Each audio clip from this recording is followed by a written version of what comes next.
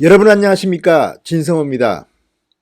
김기현 전 울산시장의 특검 비리 수사와 관련해서 지금 박형철 청와대 반부패 비서관이 상당히 중요한 진술들을 하고 있습니다. 김태우 전 수사관은 이것을 보고 박형철 비서관의 양심 고백이 시작됐다고도 말합니다. 자, 당시 울산시장 선거에 청와대가 직접 개입했느냐? 문재인 대통령의 친구 그리고 조국 전 장관이 후원회장을 과거에 했을 만큼 친노, 친문과 절친한 사이인 송철호 현 울산시장을 돕기 위해서 청와대가 직접 나선 것인가, 이런 의혹에 대한 단초가 하나둘씩 풀려가고 있습니다. 청와대의 해명, 백원우 전 비서관의 해명이 지금 이 의혹을 더욱더 혼란스럽게 만들고 있습니다. 거짓말이 드러나고 있습니다. 특히 백원우 전 비서관이 어제 한 해명, 민주당을 통해서 보도자료를 돌렸는데 그 내용이 더욱더 청와대를 구렁텅이로 몰아넣고 있습니다. 자, 박형철 반부패 비서관이 무슨 말을 했을까요? 들어보십시오. 대단히 충격적입니다. 진성호의 융단 폭격 시작합니다. 백원우 전 청와대 민정비서관을 융단 폭격합니다. 방송에 앞서 아직 진성호 방송의 구독자가 아니신 분은 붉은색 구독 버튼 눌러주시면 감사하겠습니다. SBS의 단독 보도입니다. 어젯밤 SBS 뉴스 8이 충격적인 보도 하나를 했습니다. 박형철 비서관이 2주 전쯤 검찰에 진술한 것으로 보이는 내용입니다. 박형철 비서관은 이번 유재수 전 부산시 경제부시장과 이 울산시장 이 선거 개입 의혹에 있어서 키맨이 될 수 있는 굉장히 중요한 인물입니다. 바로 이 청와대의 범죄 첩보 같은 것들을 경찰이나 검찰, 수사기관에 전달하는 반부패 비서관 책임자이기 때문입니다. 실무 책임자입니다. 김태우 전 수사관도 특별감찰 반원을 할 때 이 박형철 비서관 밑에 있었습니다. 이 박형철 비서관의 입이 지금 열리고 있습니다. 박형철 비서관은 검찰 진술에서 백원우 민정비서관이 박형철 반부패 비서관한테 이 울산시장 비리 혐의 첩보를 줄 때 단순히 첩보의 로 데이터를 준 게 아니라 보고서 형식으로 줬다고 했습니다. 그리고 다른 첩보들과 섞여서 한꺼번에 준 게 아니라 울산시장 관련 첩보만 단독으로 이것 하나만 줬다, 이렇게 진술했습니다. 상당히 중요한 내용입니다. 단독으로 이것만 줬고 보고서 형태로 정리가 되었다는 겁니다. 이 말은 김태우 전 수사관의 주장과도 일치합니다. 김태우 전 수사관은 직접 그 울산시장 관련 첩보 내용을 봤다. 그것은 보고서 형태였다. 정치적인 보고서 같았다. 조국 이름도 나오고 김기현 이름도 나오고 황운하 이름도 나오더라. 그러니까 다분히 기획된 보고서로 보입니다.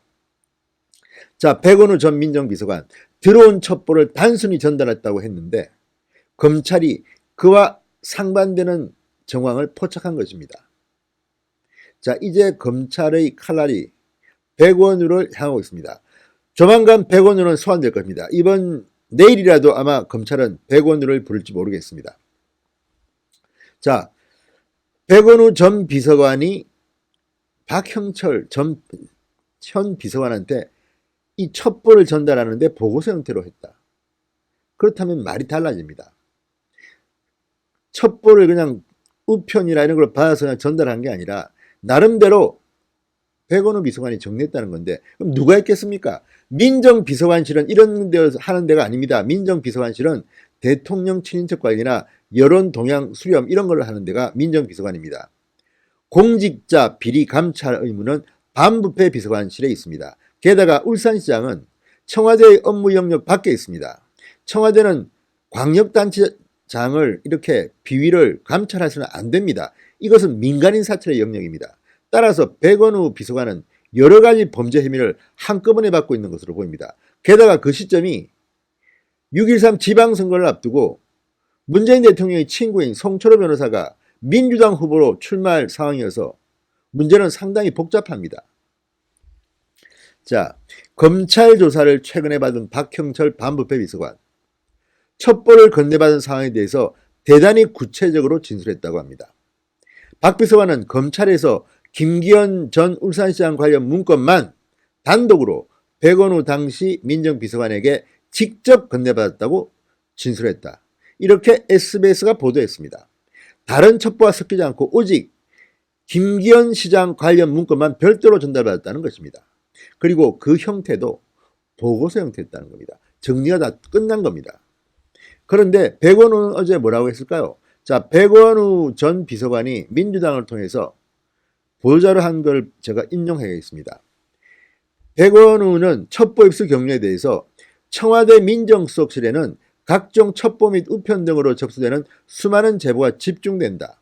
각종 첩보와 민원은 민정수석실 내 업무 분장에 따라 시스템대로 사안에 따라 분류해 각 비서관실로 전달된다.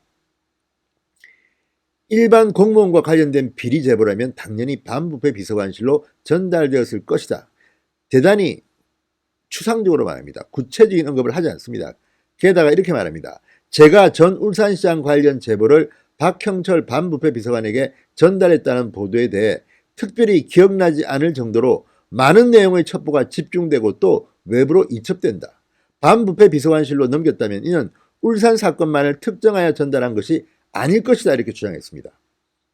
그런데 반부패 비서관인 박형철 비서관의 말은 이것과 180도 다릅니다. 울산 사건만을 특정하여 전달한 것이 아닐 것이라고 했지만 그것만 특정해서 하나만 전달했습니다. 그것도 보고서 형태로. 백원우도 빠져나갈 구멍을 만들려고 울산 사건만을 특정하여 전달한 것이 아닐 것 애매모호하게 말합니다. 전형적인 빠져나가기 수법입니다. 그렇지만 딱 걸렸습니다. 지금 박형철 비서관은 상당히 구체적으로 진술하고 있습니다. 자, 그리고 백원우 전 비서관이 박형철 비서관에게 전달한 문건은 보고서 양식으로 정리된 형태였다고 전해졌다. 이렇게 SBS는 보도합니다. 자, 이게 사실이라면 청와대가 기획해서 울산시장 한번 겨장해서 기획한 게 아닌가 이런 의심이 듭니다. 우편으로 접수된 첩보를 가공하지 않고 반부패 비서관실로 넘겼다는 뉘앙스의 백원우 말은 사실과 다릅니다. 자, 검찰은 이래서 울산시장 관련 첩보 전달이 단순히 첩보 이첩이 아니라 다른 의도가 있는지 의심하고 있습니다. 이제 백원우를 빨리 불러야 됩니다. 그리고 이 첩보를 어떻게 생성했는가? 누구에게서 이 정보를 들었는가? 아니면 누구의 하명이었는가? 자, 이제 백원우가 뜨거운 감자가 됐습니다. 이 사건 문재인 정권의 종말로 갈 수도 있는 어마어마한 폭발력을 지니고 있습니다. 끝까지 윤석열 검찰총장 파헤치기 바랍니다. 진성호의 융단 폭격이었습니다. 여러분 감사합니다.